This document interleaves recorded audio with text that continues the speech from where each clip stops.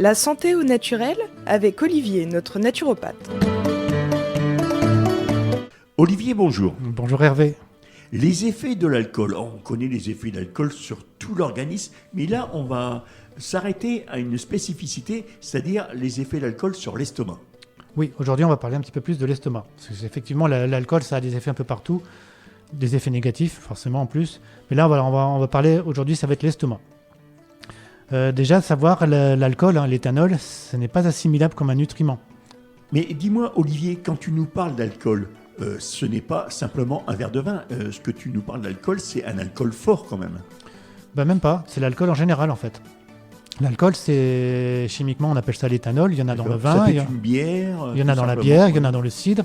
Tout ça, c'est de l'alcool. Après, évidemment, il y a un effet quantité, il y a un effet régularité sur la consommation d'alcool.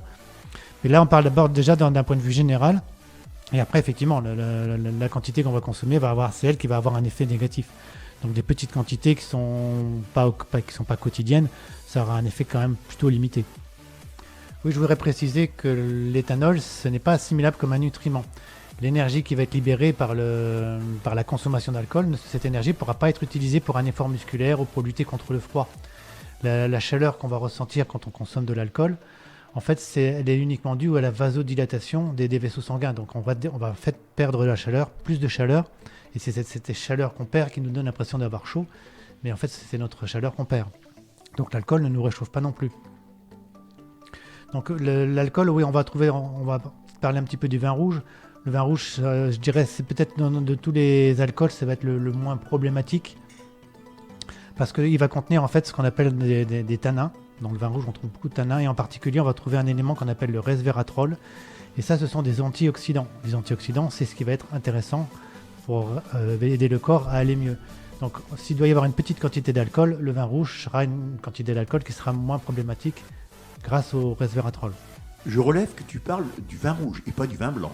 Oui, tout à fait. Il n'y a pas de tanins dans le vin blanc. Donc, c'est pour ça que le vin rouge va être privilégié. Alors ça, ne nous leurrons pas, ça reste quand même de l'alcool. Même s'il y a beaucoup de resveratrol dedans, ça reste quand même de l'alcool qui va avoir aussi des effets négatifs. Mais voilà, comme il y a un antioxydant en même temps, on va considérer que c'est un peu plus intéressant, un peu moins nocif pour le corps. En même temps, le vin rouge, c'est pas trop alcoolisé en général, donc du coup, l'effet va quand même être limité si la consommation est limitée. Donc, on voulait parler de l'estomac sur cette chronique. L'estomac, on va rappeler un tout petit peu sa structure. Il y a 3 types de cellules dans la paroi de l'estomac. Il y a des cellules qu'on appelle les cellules principales. Ce sont les cellules qui vont fabriquer une enzyme, la pepsine, qui permet de digérer les protéines. Il y a un autre type de cellules, ce sont des cellules glandulaires, qui elles vont fabriquer de l'acide chlorhydrique. Parce la digestion des protéines se fait en milieu acide. Et ces cellules glandulaires qui fabriquent l'acide chlorhydrique sont stimulées par la consommation d'alcool. Donc c'est pour ça que la consommation d'alcool va abîmer un petit peu l'estomac, parce que si on fait plus d'acide chlorhydrique, forcément, ça va abîmer un peu plus l'estomac. L'acide chlorhydrique est quand même assez agressif. Donc ça va provoquer de l'inflammation de la paroi de l'estomac, des gastrites, des ulcères par exemple. Il y a un 3e type de cellules dans l'estomac, ce sont les cellules à mucus. Et elles sont précieuses parce qu'elles vont protéger la paroi de l'estomac contre l'acidité, contre l'acide chlorhydrique. Mais ce mucus, il va être détruit par l'alcool. Donc, 2e action de l'alcool sur l'estomac, par la destruction du mucus, donc destruction de ce qui va protéger la paroi de l'estomac. Donc, c'est pour ça que l'alcool va vraiment attaquer l'estomac. Ça stimule la sécrétion d'acide chlorhydrique et ça diminue les protections de l'estomac. Et donc, c'est ça qui va provoquer des lésions hémorragiques.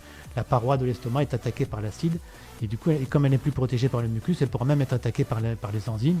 Donc du coup, l'estomac va déguster en quelque sorte.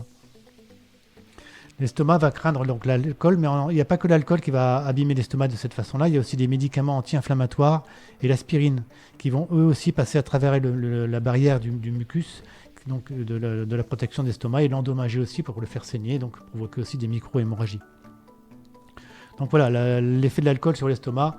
Voilà pourquoi ça abîme, sécrétion d'acide chlorhydrique, et on supprime le mucus.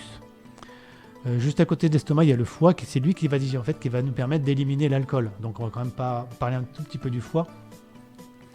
Et c'est lui, donc il y a 2 mécanismes dans le foie qui vont permettre d'éliminer l'alcool. Il y a une enzyme qu'on appelle l'alcool déshydrogénase, donc qui va en fait casser la molécule d'alcool pour la métaboliser. Et ça, on l'a tous. Et les personnes qui consomment beaucoup d'alcool, qui ont donc un foie qui est habitué à l'alcool, vont avoir une deuxième voie métabolique qui permettra d'éliminer l'alcool. C'est ce qu'on appelle les cytochromes P450. Et ça, c'est intéressant parce que c'est une voie qui n'est pas saturable. Contrairement à l'alcool déshydrogénase, elle, quand elle est saturée, l'alcool qui est en plus reste dans le sang et du coup, on n'est pas bien, on est complètement en état d'ébriété. Alors que les personnes qui ont l'habitude de métaboliser l'alcool, qui ont ces cytochromes, vont métaboliser l'alcool beaucoup plus vite, de façon beaucoup plus efficace grâce à ça, grâce à cette deuxième voie métabolique qui s'est mise en place. Et ça, on ne l'a pas tous. On l'a quand le corps s'adapte en fait. L'alcool va avoir aussi d'autres effets, hein. Il va augmenter les triglycérides, il va augmenter l'acidification dans le corps, le stress oxydatif. Donc il y a quand même beaucoup d'effets de bord à la consommation d'alcool. Si je schématise bien ce que tu viens de dire, on a le récipient qui est l'estomac, et là, il y a toute une chimie qui se fait à l'intérieur et qui attaque les parois du récipient. Et puis, après ça, on a le foie qui, lui, essaye tant bien que mal à filtrer l'alcool, quoi. Oui, c'est ça. En fait, tout ce qui passe dans l'intestin, tout ce qu'on mange, en fait, va passer par le foie qui, lui, va détoxifier, va nettoyer et va éliminer toutes les toxines. Tout ce qu'il peut, en tout cas. Et donc, l'alcool fait partie de ça. Et donc, il y a deux voies pour pouvoir éliminer l'alcool. Une voie qui est saturable et donc qui permet, quand elle est saturée, l'alcool va passer après dans la circulation, passe dans le cerveau et donc altère nos capacités. Et une voie qui n'est pas saturable quand le corps s'est bien adapté et qui, elle, donc permet de gérer mieux l'alcool. Mais voilà, tout le monde n'a pas cette deuxième voie, c'est la voie des cytochromes, pour pouvoir mieux métaboliser l'alcool. Donc voilà, quand on a des problèmes d'estomac à cause de l'alcool, il y a quand même des pistes qui vont nous permettre d'aider à réparer l'estomac, et même des pistes naturelles. Et une qui est peut-être pas très connue encore, c'est l'effet protecteur des fraises. Ah non. N'est-ce pas? Les fraises, en fait, vont avoir tendance à diminuer tout ce qui est ulcération. Donc, quand on mange beaucoup de fraises, on va pouvoir réparer plus vite la paroi de l'estomac. Lyon, moi, tu me fais penser à mes anciens qui mangeaient des fraises avec du vin rouge.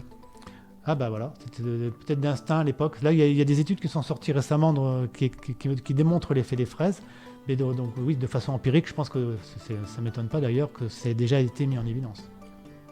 Donc les fraises, voilà, si vous avez des ulcérations, des problèmes d'estomac, mangez des fraises quand c'est la saison, ça va vous aider à réparer tout ça. Il y a une deuxième possibilité aussi pour aider l'estomac à se réparer, c'est le lait d'argile. Donc ça veut dire boire de l'argile, on parle de géophagie, manger de la terre. De l'argile verte? Oui, de l'argile verte, exactement.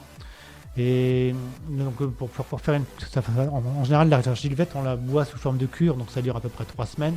On met un petit peu d'argile dans un verre d'eau, on le dépose à la surface de l'eau, on le laisse sédimenter et descendre dans l'eau tout seul, sans remuer. Il faut attendre une dizaine de minutes à peu près, voire sinon on le fait la veille. Et puis après, donc loin des repas, loin de tous les médicaments, on va pouvoir boire cette eau argileuse. Et ça va réparer, ça va avoir un effet cicatrisant sur toute la paroi intestinale et de l'estomac aussi. Vraiment, l'argile, c'est un cicatrisant très précieux. Mais comme je disais, donc loin des médicaments, parce que l'argile, ça fixe les toxines, donc ça va fixer les médicaments. Donc si vous prenez votre médicament en même temps que l'argile, l'effet du médicament pourrait être diminué et c'est pas forcément le but. Attention aussi à la consommation de l'argile, il y a des contre-indications, hein, si vous avez des occlusions intestinales, si vous avez des problèmes de constipation importants, de hernie, d'hypertension, si vous avez une séance de rayon X qui est prévue, voire un traitement à l'huile de paraffine en cas de constipation importante. Dans ces cas-là, il ne faut pas consommer d'argile, ça pourrait faire des bouchons en fait. Une autre astuce aussi par rapport à l'alcool, pour mieux gérer l'alcool, c'est que l'alcool, ça nous déshydrate. Donc un bon moyen pour ne pas avoir ce souci, c'est de boire un verre d'eau entre chaque verre d'alcool. Comme ça, déjà, vous allez boire moins d'alcool, mais vous allez aussi pallier à ce problème de déshydratation qui est provoqué par l'alcool. Et c'est ce problème de déshydratation qui agit sur le cerveau et qui donne souvent ces maux de tête. On déshydrate quand même le cerveau en consommant de l'alcool, ce qui est quand même un petit peu embêtant.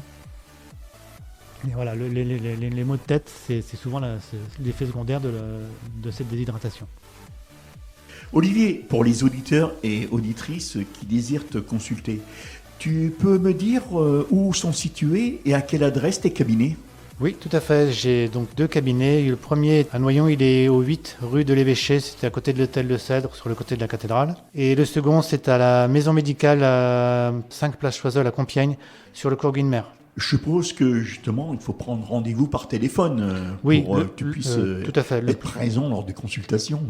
Le plus simple, oui, c'est de nous contacter par téléphone. C'est le 06 28 05 72 44. Alors sur Noyon, tu consultes quel jour? Alors le Noyon, j'y suis le lundi, tous les lundis. Et sur Compiègne, c'est du mercredi, jeudi, vendredi, samedi, toute la fin de semaine en fait. Tous les renseignements que tu donnes dans cette chronique, on retrouve tout ça sur ton site internet. Et on peut prendre aussi rendez-vous pour te consulter sur Compiègne ou sur Noyon. Oui, absolument. Il y a un formulaire de contact sur le site naturopathe-noyon.fr, donc on peut me contacter par là. J'ai mis quelques articles aussi avec de l'information qui reprend des fois certaines chroniques. Donc vous pouvez compléter vos informations en allant sur le site, tout à fait. Sans quoi, tu as une adresse mail? Alors l'adresse mail, oui, tout à fait. C'est contact@naturopathe-du6, donc le -o, noyon.fr. On peut te voir sur Facebook. Alors, il y a une page Facebook, tout à fait. Pour me trouver sur Facebook, c'est Olivier Villemin, naturopathe. Mais sinon, vous avez un lien en haut du site internet avec l'accès à la page Facebook et aussi l'accès à la page Instagram. Voilà, donc on pourra aller directement sur ta page Instagram via ton site. Exactement. Tu consultes à domicile? Ça peut arriver, mais ça reste vraiment pour les exceptionnel. cas Voilà, pour les exceptionnels. cas, voilà, exactement. Les personnes qui peuvent vraiment pas se déplacer, ça peut arriver mais exceptionnellement. Alors tu rappelles ton numéro de téléphone? Oui, le 06 28 05 72 44. Olivier, qu'est-ce que je peux te souhaiter? Un bon week-end? Oui, je te remercie. Et n'oubliez pas, prenez bien soin de vous, c'est important. Il faut d'abord prendre soin de vous pour pouvoir prendre soin des autres après. Mais vous êtes la priorité.